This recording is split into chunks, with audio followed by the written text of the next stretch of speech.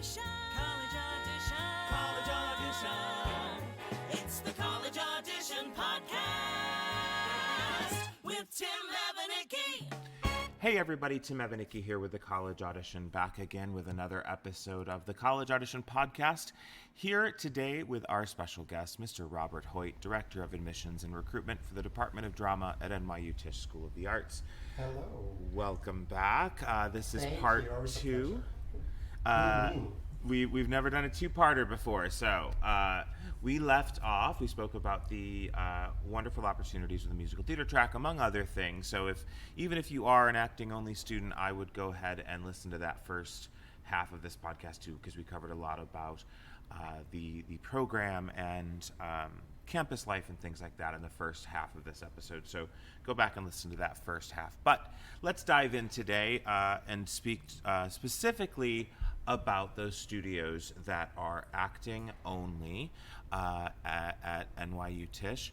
How many acting only studios are there? Well, we have 6 studios that are specifically for acting, but then we also have a studio for our musical theater program, as well as though we have a concentration in directing that lives inside one of these acting studios. And then we also, though, have a concentration in production and design, known as our production and design studio. So, though we do have 6 active acting-only studios. So you mentioned something interesting just then, and we'll explain that first before we get in there. So you said the directing program lives inside one of those acting studios. So if a student goes into, well, first, which studio is that? That's our Playwrights Horizons Theater School studio. So with our directing candidates is they'll begin in the acting studio there. They'll get some acting training, but as they move forward throughout their program, they will get more of the director components involved. The one thing about the Playwrights Horizons Theater School, one of our partner studios, is that it encompasses more of the whole theater maker, not only acting, but then also there's additional coursework though in design, scene study, playwriting, as well as directing. And then as our directing candidates though move forward throughout that studio, they get more of the directing curriculum involved with that. So that's one thing that's unique about that particular studio. And so for students that are interested in production and design, tell us about that program a bit and that studio. Oh, that's fantastic. That really anchors our program here because we rely so much on our production and design students here. Our production and design studio is specific for students who are interested in production and design and technical theater. We ask that the students that enter our production and design studio to have primary and secondary area of interest such as scene design, costume design, lighting design, sound design, and stage management and production management. And that studio though is wholly focused though on production and design, theater making, technical theater elements. So there's no acting in that studio at all? No, there is not. However, if one of our production and design candidates do want to take an acting class, they can go ahead and take one outside of the studio system. Also, though, too, we do have a program, a production series called Tisch Drama Stage, which is an opportunity for our students, regardless of whatever studio they happen to be placed into. They're more than welcome to go ahead and audition for a production. So if one of our production and design candidates do want to get involved in a performance opportunity, they're more than welcome to audition for one of these productions. Beautiful. And so the acting-only studios, let's talk about what those are called. What are the names of the acting-only studios first? No, as I mentioned, we have 6 acting-specific studios. Here at NYU, we have our experimental theater wing, the Meisner Studio, and then we also partner, though, with outside professional actor training programs, the Stella Adler Studio for Acting, the Atlantic Theater Company Acting School, the Playwrights Horizons Theater School, and the Lee Strasberg Theater and Film Institute. So those are our partner studios, and they work in conjunction with us here at NYU. And we spoke a little bit in the last half of this episode about how students are selected for each of those. So, how you've got an acting only student that comes to you that's interested only in acting studios. Who and how are those decisions made? That's a very good question. It's primarily based on the student's artistic review, and the artistic review is our audition process, and I'll explain more about that. You'll see how detailed it really is. But what happens is a student will complete their artistic review, and for an acting candidate, this will consist of 2 contemporary monologues, as well as a conversation with their evaluator. What we'll do is we'll gather that information during that artistic review, and that will tell us what type of theater maker the student actually is, what type of theater drives them wild, where's their passion within this field, why do they want to continue exploring this field as part of their college studies, what is it that drives them mad. It's, again, this is their opportunity to share their enthusiasm and passion for this field that they're about to enter. Again, the evaluator will go ahead and collect all this information, and then our studio placement committee will go ahead and sit down and review all of this information and make sure that the student is placed in the most supportive, appropriate studio based on the type of theater maker that they are, as well as the type of theater maker they want to become. For example, and I may have mentioned this before in the previous podcast, if an actor reveals to us that they act more from the heart or from the gut, and that's where they approach their art or their craft, they'd be better off placed in this studio. Or if they're an actor that does a lot of analysis beforehand, they do a lot of textual work, and they approach things more intellectually before they enter the emotional life of the character, they'd be better off placed in that studio. So again, what will happen is the committee will place the student artist in the most supportive, appropriate studio based on that information that they give us during their artistic review. We want to place them into an environment that will challenge them, support them to grow, and even, and I hate to say sometimes, even allow them to fail, but it will be in that safe, supportive, risk-taking environment there, as opposed to being placed into a studio or into a training program that provides a method that works against the type of way that they learn or the type of way that they make theater or they make their art. It'd be very unfair to go ahead and place a student where they're not supported or able to go ahead and grow because they're so busy trying to make themselves fit into a specific way of learning. Mm-hmm. Right. So let's imagine that I am a acting only BFA student headed to my first year at NYU Tisch School of the Arts. Could you tell me what that first year will look like for me? And I know it might be a little bit different depending upon the studio I'm in, but tell me sort of an overall what that looks like. This is a really good question. What's really good about the way the program is set up is like your first year, you're pretty much taken care of. In a nutshell, we operate on a 5-day-a-week schedule. So 3 days a week, you'll be in your conservatory classes, you'll be in your studio classes. So as an acting candidate, here you'll have your classes in voice, text, movement, character analysis, scene study, etc., from 9 in the morning to 6 at night with a break for lunch. But again, it's extremely rigorous professional conservatory training, 3 days a week. And those other 2 days will be your academic days. Here you will go ahead and you'll take care of some of the academic requirements that are part of the degree.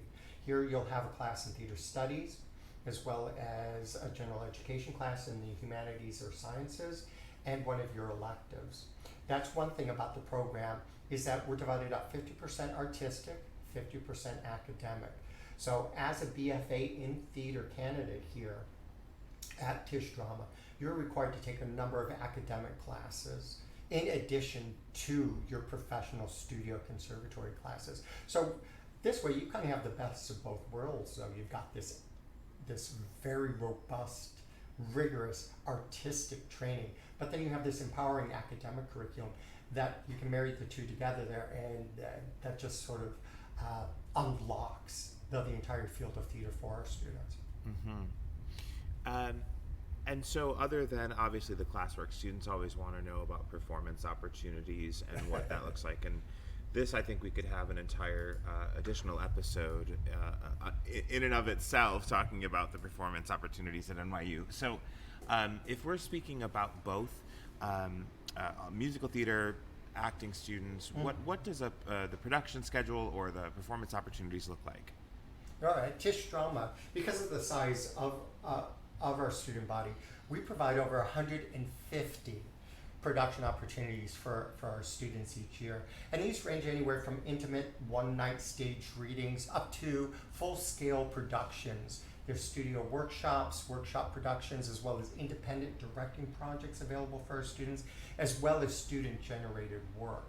And again, there are performance opportunities not only within your studio, anywhere between 6 to 8 productions in each of the studios, but also we have a series called Tisch Drama Stage, which may be considered like a department's main stage production. And we'll do anywhere between 4 to 6, though, all department productions. As I mentioned, the Tisch Drama Stage is available for all of our students, regardless of what studio they're placed into, where they're able to audition and perform in the all department productions. So again, when all is said and done, we have about 150 performance opportunities. Also, though, too, there are performance opportunities built in within the curriculum. For example, let's say that you're working on a series of Chekhov scenes with the full intention of performing them for an outside audience over a long weekend, a Thursday, Friday to show on Saturday. So that is also, though, integrated within the curriculum as well. One thing about the performance opportunities, too, is that we expose our students, regardless of whatever studio they happen to be placed into, to what is all available in terms of productions. So, for example, you may be in an acting studio, you will do a musical or two during each year's production season. Same thing, though, too, with our musical theater studio. Of course, the majority of the performances will be musicals, but we will also, though, have them perform a Shakespeare and probably a European or American classic, such as a Chekhov or an Ibsen or a Tennessee Williams. So again, all of our training is primarily actor-centered. But again, though, if you are in an acting studio, you will get, a variety of different types of productions and titles during your training. Again, running throughout European, American classics, all the way up to contemporary works and new musicals. And same thing, though, within your curriculum of study, though, as an acting studio student, you will have coursework, though, in voice and in singing, and you will even have dance classes as part of your academic curriculum there. Required is required as part of the degree, or as just an option that you can add? Both. Within studios, you will have these voice and movement musical theater components, but then also, though, as an acting candidate, we also have them available as electives. You can take private voice lessons as an elective, as well as specific dance classes. So for our acting candidates who want to get their MT shots, you're more than welcome to go ahead and explore that outside of your studio as well. But we do have those as part of the curriculum. For example, in all of the acting studios, but I was going to say in Stella Adler, you'll spend your first 2 semesters in introductory ballet classes. Mm-hmm. Wow. So the school puts on 150 productions roughly a year that are school sponsored. Are there? That doesn't mean, though, that there's 150 opportunities for every student. There are specific opportunities within their studio, and then there are all departments. Correct? Did I understand that correctly? Okay. Yes, correct. And so, I'm sorry. No, it's okay. And you mentioned that that number is because of the number of students the size of your department. So could you remind us, if for the people who didn't listen to the last episode, how many students are you bringing in each year as a new class? No, sure. So the total population of Tisch Drama is approximately 1,400 students, making us the largest undergraduate theater program in the country. By far. By and, far. And we usually accept an incoming class of about 350 to 400 students each year. Now, to accommodate an incoming class of that size, this is where our studio system plays an integral role. As I mentioned, we have 6 primary studios in acting, but we also have the one in musical theater and one in production and design here. So again, after you're accepted to Tisch Drama, you'll be placed into your primary training studio based on your artistic review and discipline of study, and then that studio is further broken up into smaller class sections. So your actual artistic training classes, your actual professional studio training classes are about 16 to 18 students, which is ideal for individual, personalized, professional artistic training. So that's how the studio system really comes into play with our numbers. So how big approximately is each studio in the acting only? We talked about music theater. It depends on the studio itself there. So it can range anywhere though, depending on the core sections, it can range anywhere between 36 students up to 64 students. But again, that's not one specific class section. Again, if we have, for example, a studio of 64 students there, we'll divide them up into class sections of 16 to 18. So basically, we'll have 4 sections of 16 to 18 students in that studio that has 64 incoming students in it. Wow. Yeah. That's wonderful. Tell us about the opportunity to study abroad at your school. Wow. No, that's a fantastic question. I love answering this question here. Because when you attend NYU, you are truly attending a global university. We have campuses in Shanghai, Abu Dhabi, Buenos Aires, Paris, London, Madrid, just to name a few. And you could study abroad under the umbrella of Tisch Drama or under the auspices of NYU, the university as a whole. If you choose to study abroad through Tisch Drama, we have 2 Tisch Drama programs abroad. You could visit our campus in London and study with the Royal Academy of Dramatic Arts, or you could go visit our campus in Berlin and study Stanislavski, Grotowski, and Brecht. If you can't bear to leave New York City during the academic school year, I don't blame you. However, we do have 2 fantastic summer programs abroad also through Tisch Drama. You could go to our campus in Amsterdam and study experimental theater, or you could go to our campus in Florence, Italy and study Commedia dell'arte. Wow. As I mentioned too, if you want to, you could take a fully academic semester abroad and you could study at any one of NYU's international campuses and take care of some of those general education and elective credits that I had mentioned earlier. Study abroad is one thing that we wholly encourage here at Tisch Drama because it's a fantastic opportunity available for our students. And again, you can go ahead and study abroad through Tisch Drama and take some of those artistic drama theater classes, or again, if you want to, study abroad at any one of our international campuses and just pursue an academic semester. We can go ahead and support you with that as well. And sorry, you mentioned if you didn't want to leave during the school year, there's the summer program. But how long and when are the study abroad opportunities? When can you do that, and how long are they? A semester? Oh, that's a very good question. Study abroad is available for you when you start your advanced training. You heard me mention when I was talking about the studios, and you get placed into your primary training studio. That's your first 2 years of study. You'll be placed in your primary training studios for your first 2 years of study while you're with us. And here you'll get your foundational training. After that, you'll begin your advanced training. That's your last 2 years with us. However, it's much more than that. We see it more as 4 separate semesters. And the reason why is that there's so many opportunities for you to explore during your advanced training. After you complete your first 2 years of primary training, you could, as an option, study abroad for 1 semester, If you choose the summer program, it's a 4 to 6 week program, depending on which program you're in as well. So that's study abroad as part of your advanced training. I'm going to take advantage of talking about advanced training here.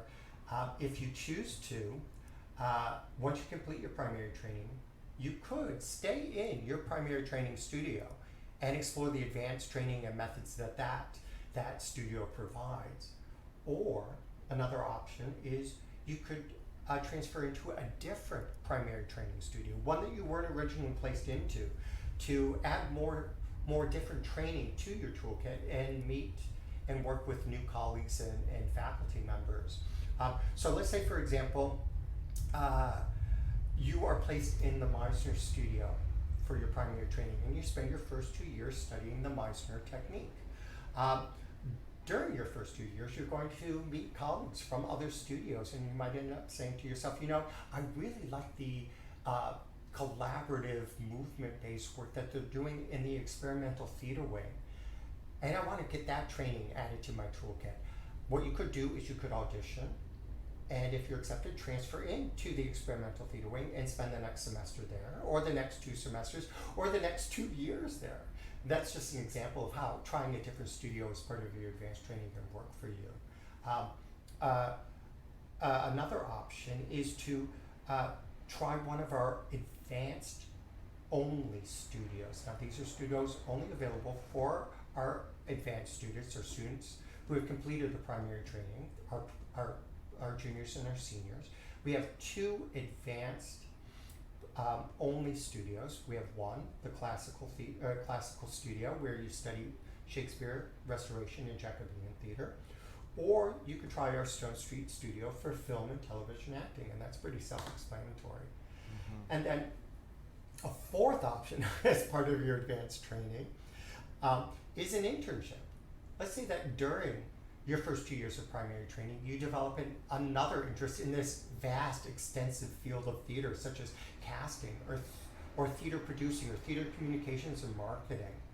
If an internship will help you move further, faster, in terms of your academic and artistic goals while you're studying this field of theater here, with an internship, we can help arrange an internship for you. I mean, we're just a few subway stops from the center of the universe where everything is happening. We'd be remiss not to be able to take advantage of this remarkable resource here.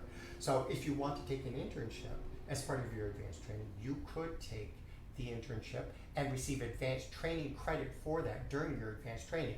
If being in an acting studio 3 days a week isn't getting you closer towards your goals, will an internship will help you get that set up.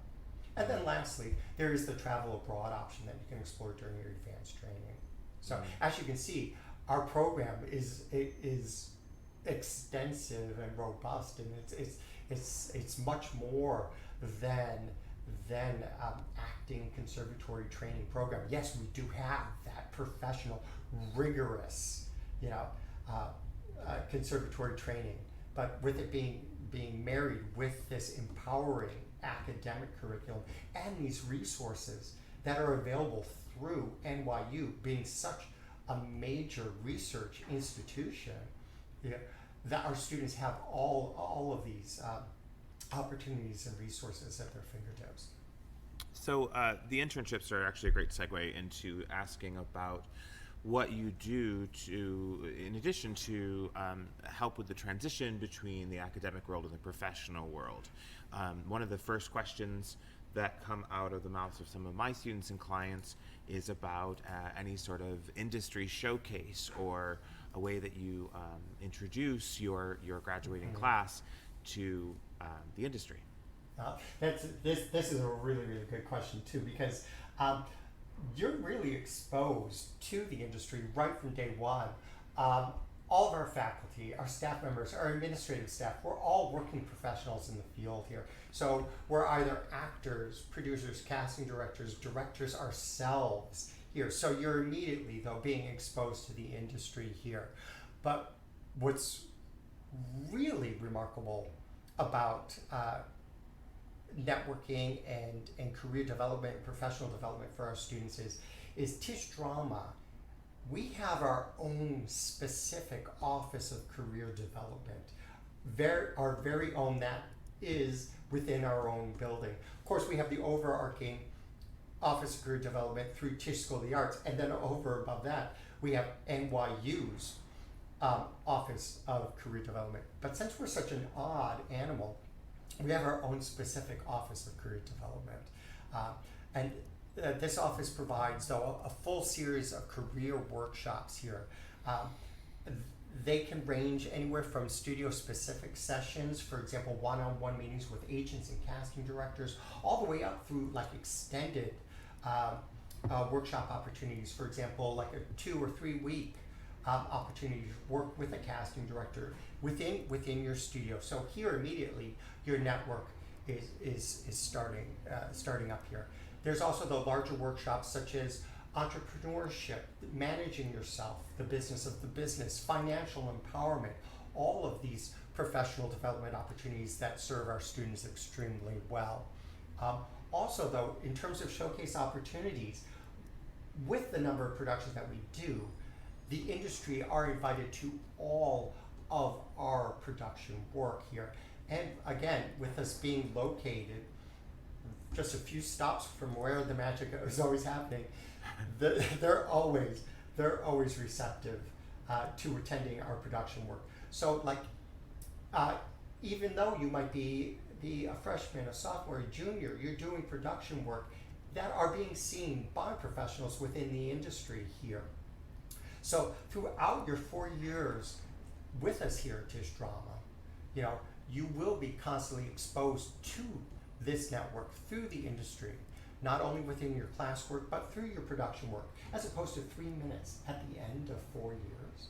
You'll have this 4-year relationship so that when the time comes for you to seek representation, for example, or move forward with your network, they're much more comfortable and receptive to you because they've seen your work over the past 2, 3, 4 years. You develop that relationship with them.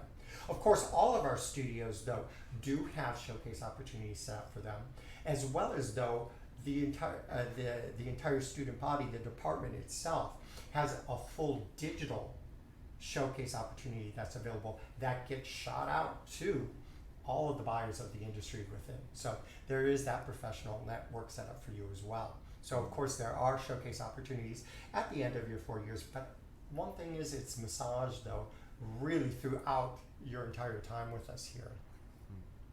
So let's talk about the audition process, the application and audition process. We did touch on this in the last episode a bit, but I want to deep dive a bit more. First question, do you pre-screen? No, we don't. We currently do not have a pre-screen and we do not have a callback session. The way our program is set up is that if you want to apply and come to Tisch Drama, we will see you. Is an on-campus audition the only option? No, it's not. I'm very happy to say that next year we will be returning to in-person and digital artistic review sessions. The past few years, since the world was on fire, we were wholly digital, just for safety issues.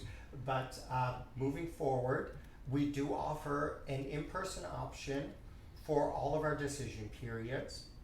And we also, though, offer a digital option for our candidates who can't make it to an in-person.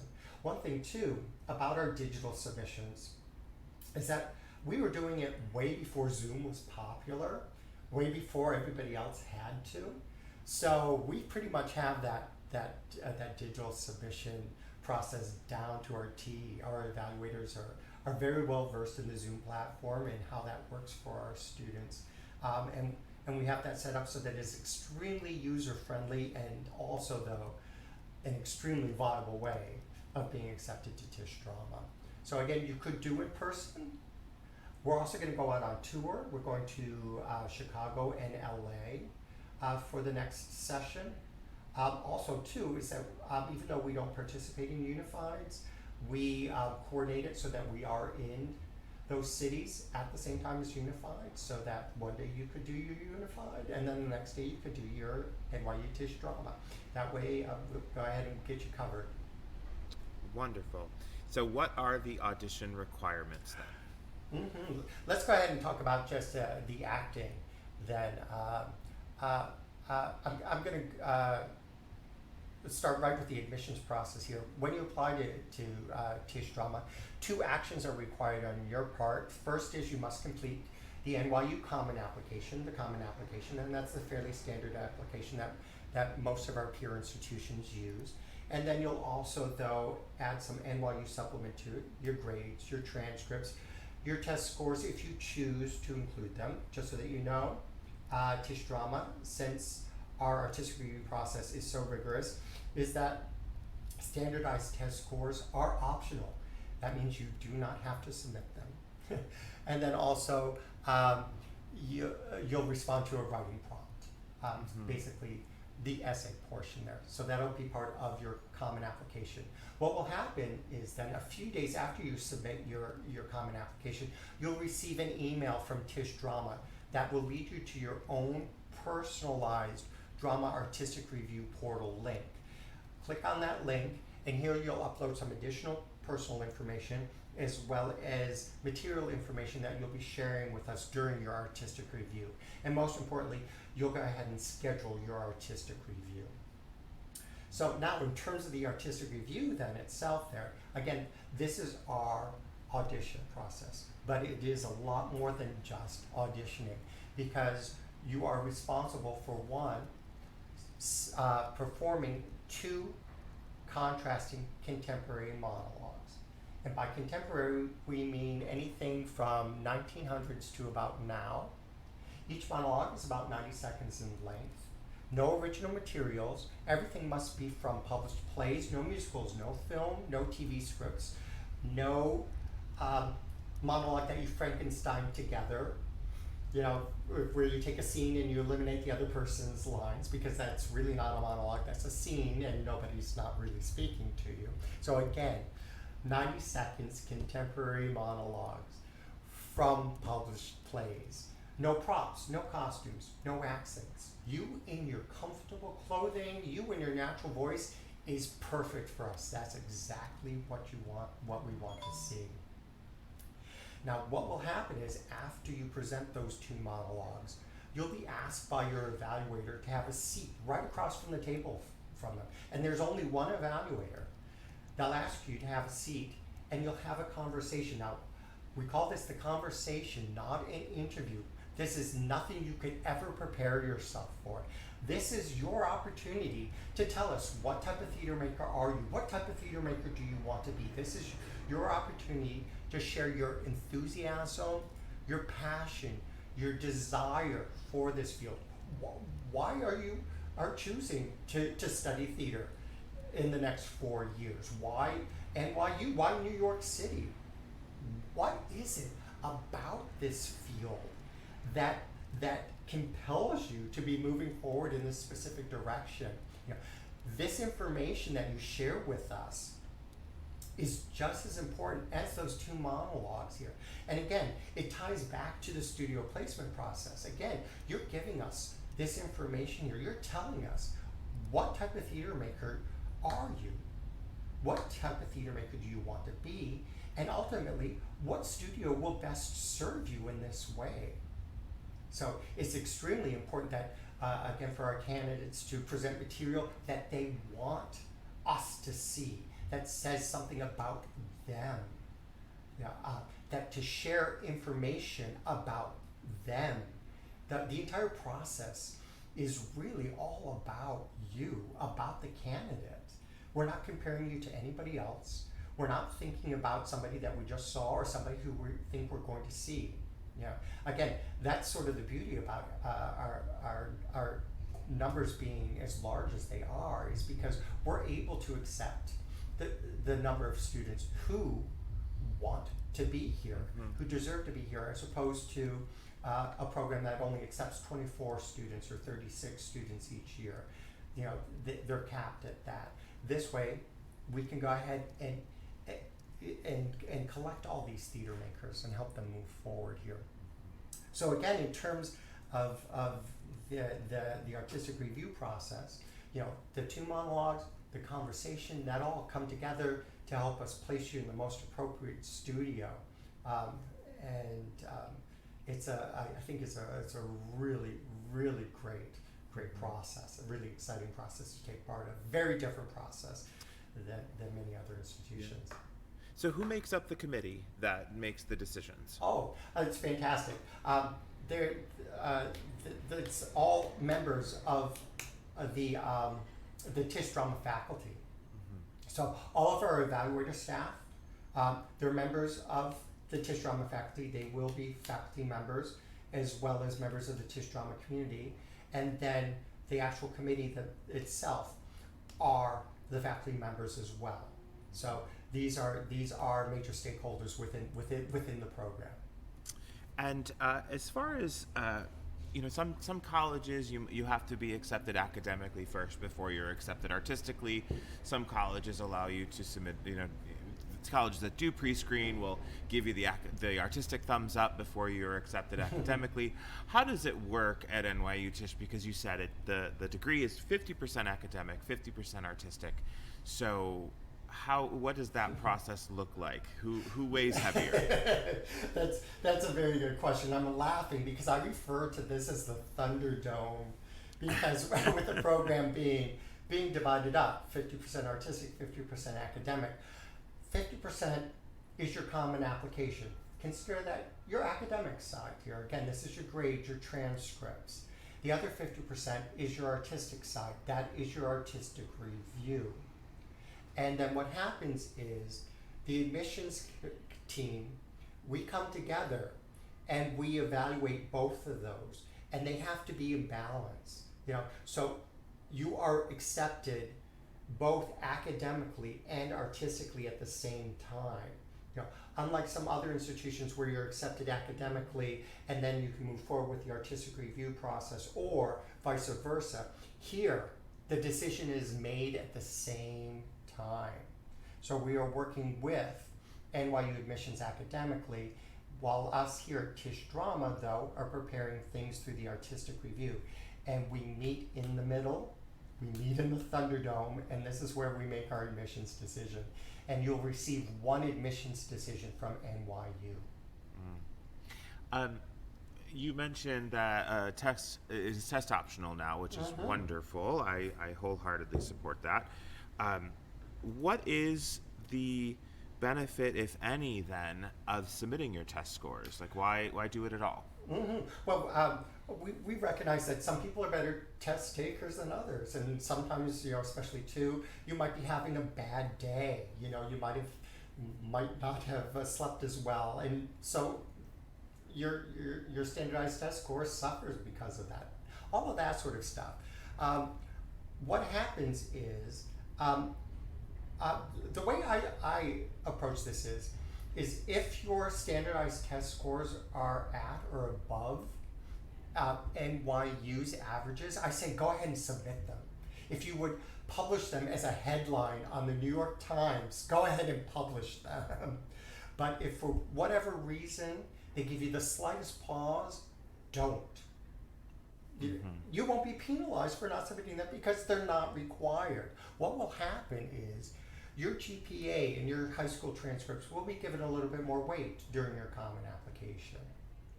If you submit your standardized test scores, those will be a factor considered as part of your common application. So again, if your test scores are below NYU's averages, don't submit them. Don't put them in there, because they will be considered part of your common application. Great. So again, if your standardized test scores are over and above, go ahead and submit them. Okay? But if not, if they give you any pause, don't. Just remember though, your grades and your transcripts will be given just a little bit more weight, because we do not have the standardized test scores as part of the consideration here. So with that said though, again, with our decisions being made, both academically and artistically, make sure that you keep those grades up. Make sure that your transcripts, are good to go. And does Tisch use a wait list? Yes, we do, and we access it.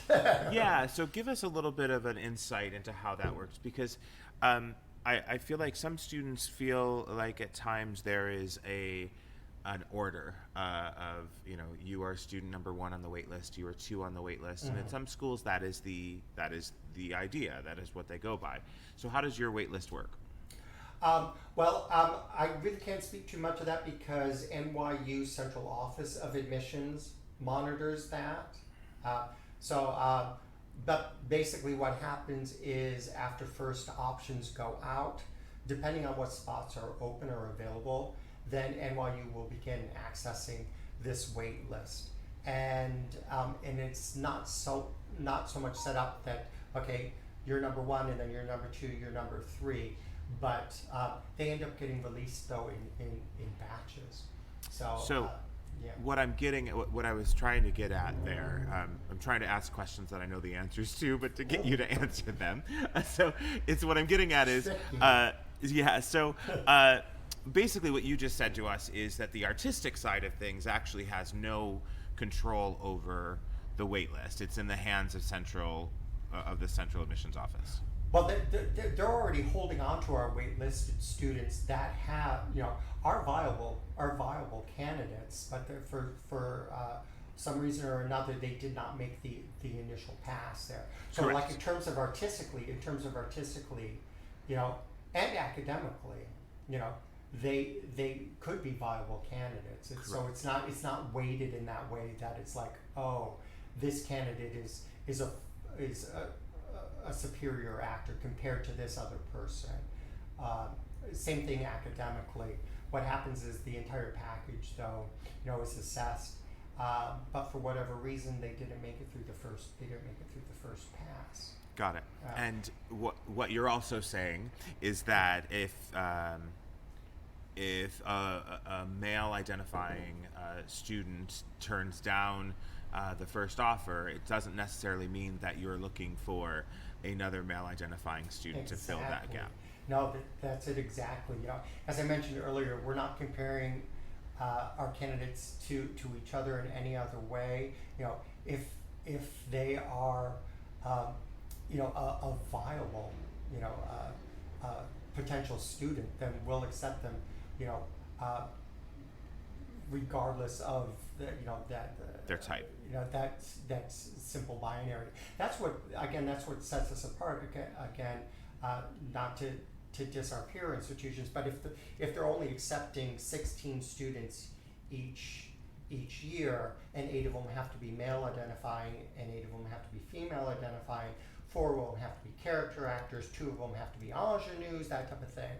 Yeah, we don't operate in sort of what I call a company casting idea. It's like what we do is we accept an incoming class of about 350 to 400 theater makers, students who want to move forward based on their own individual needs and goals. So NYU, I'm going to ask some difficult questions now. I ask the tough questions that everybody wants to know, things that come to me all the time. NYU has a bit of a reputation for, let's say, not giving a ton of merit-based scholarship money. And that question is asked of me very often when I get new students. So can you speak to us a little bit about the financial aid process? And I know this is not your department. Yes, I know. Yeah, but what do you tell students that are concerned about paying for NYU that has a New York City college price tag attached to it? What do you say to students when they're looking to apply to your school that are a little nervous about that price tag? Yeah, I say go ahead and start planning. I mean, if NYU is even just a glimmer in your eye, go ahead and start planning. Full disclosure here. Tisch drama in my office has nothing to do with financial aid, but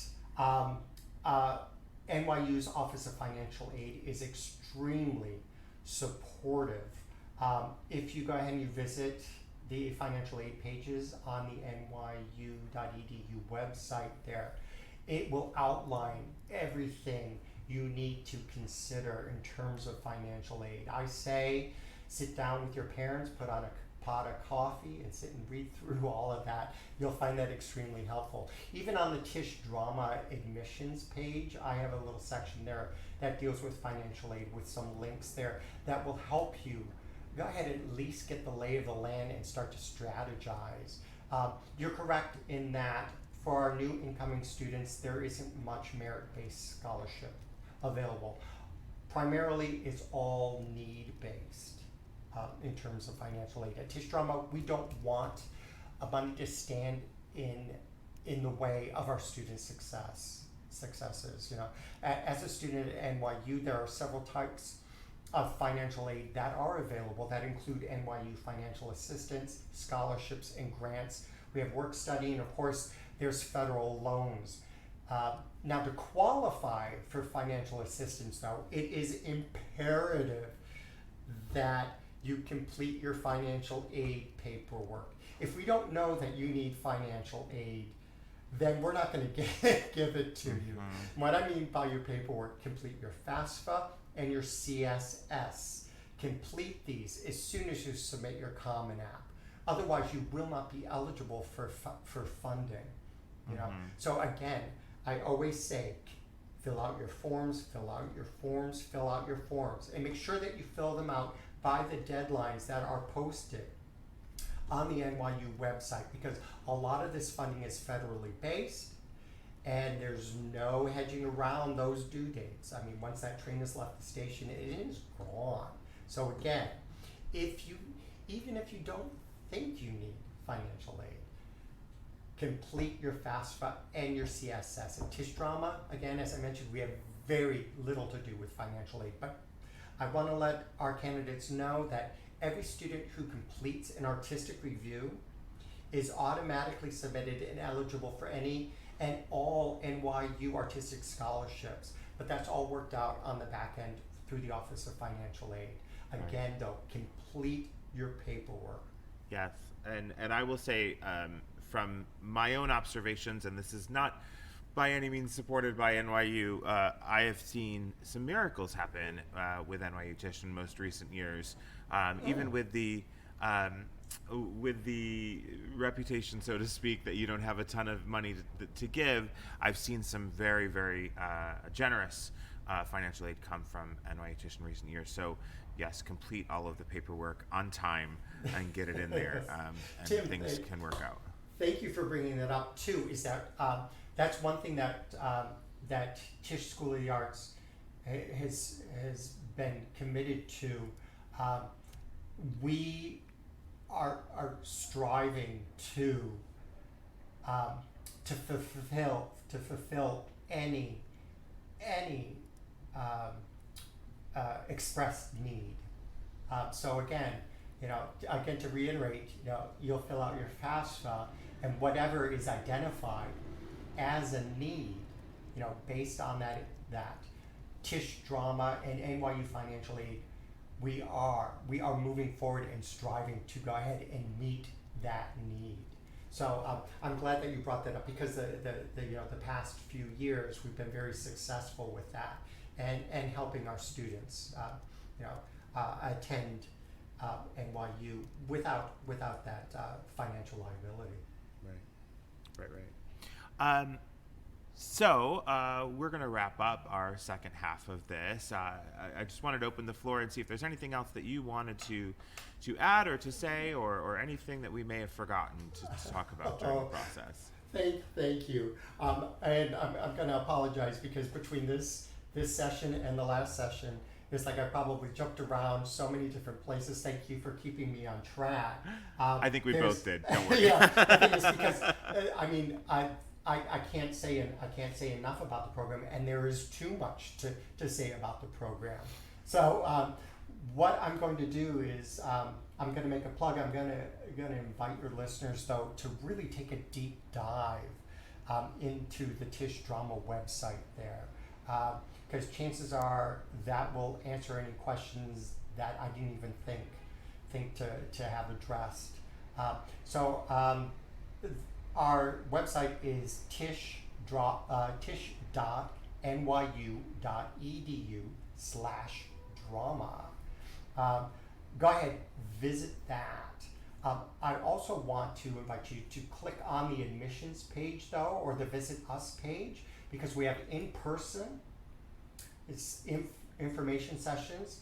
They're usually held most Mondays and Fridays at 12 noon here at Tisch Drama. So you can go ahead and register for that. And if you can't make it though, we also offer them over Zoom. We also have a virtual session as well. So there's more information on the Tisch Drama website for that. I invite you to go ahead and attend one of those info sessions there.